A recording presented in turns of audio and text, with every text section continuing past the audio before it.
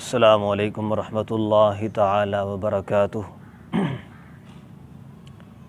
سوال ہے کہ راستے میں جو درخت ہوتے ہیں شاہراہ کی اس طرف یا اس طرف یا کسی بھی راستے پر ان درختوں سے پھل توڑنا کیسا ہے؟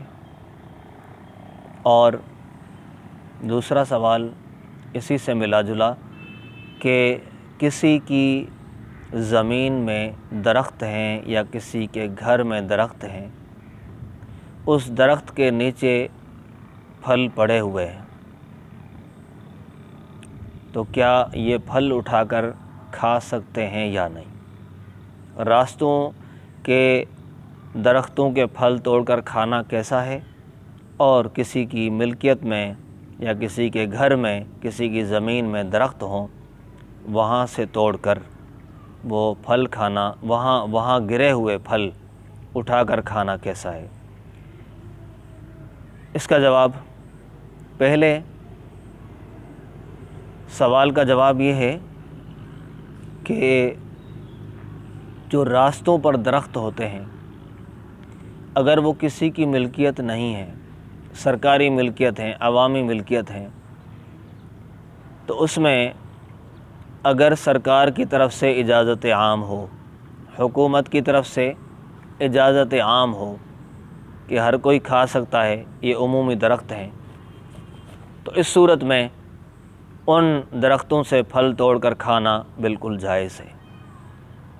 اور اگر یہ چاہے سرکاری ہوں، عوامی ہوں، لیکن عوام کو سرکار کی طرف سے ان پھلوں کے توڑنے کی اجازت نہیں ہے، تو اس صورت میں توڑنا اور پھر کھانا جائز نہیں ہے۔ کئی جگہوں پہ آپ نے اس طرح کے درخت دیکھے ہوں گے، لیکن کہیں وہ باڑ بھی لگی ہوتی ہے۔ باڑ کا مطلب یہی ہوتا ہے کوئی نہ توڑے، یا کوئی بورڈ لگا ہوتا ہے، اس پہ لکھا ہوتا ہے کہ آم توڑنا یا چیزیں توڑنا یا پھل توڑنا منع ہے، تو اس صورت میں آپ ہرگز پھل توڑ کر کھا نہیں سکتے، شرعاً جائز نہیں ہے۔ دوسرا سوال کہ کسی کی ملکیت، کسی کی زمین، گھر میں کوئی درخت ہے اور پھل گرے ہوئے، اور ممکن ہے کہ ایک دن کے بعد، 2 دن کے بعد وہ خراب ہو جائیں، مالک نہیں اٹھا رہا، تو کیا ہم کھا سکتے ہیں؟ تو اس کا جواب یہ ہے کہ وہ مالک کی ملکیت ہے۔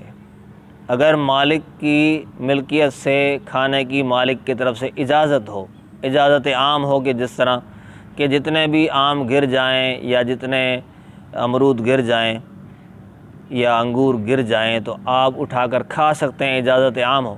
ہم نے بعض جگہوں پر دیکھا بھی ہے، یہ میرے پیچھے باغ بھی ہے، تو اس باغ میں عموماً یہ اجازت ہوتی ہے کہ یہاں پر جو آم نیچے گر جاتے ہیں، کچے یا پکے، وہ بچوں کو اٹھا کر کھانے کے لے جانے کی اجازت ہوتی ہے۔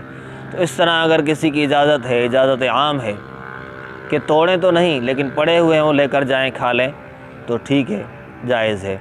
لیکن اگر خراب ہو رہے ہیں،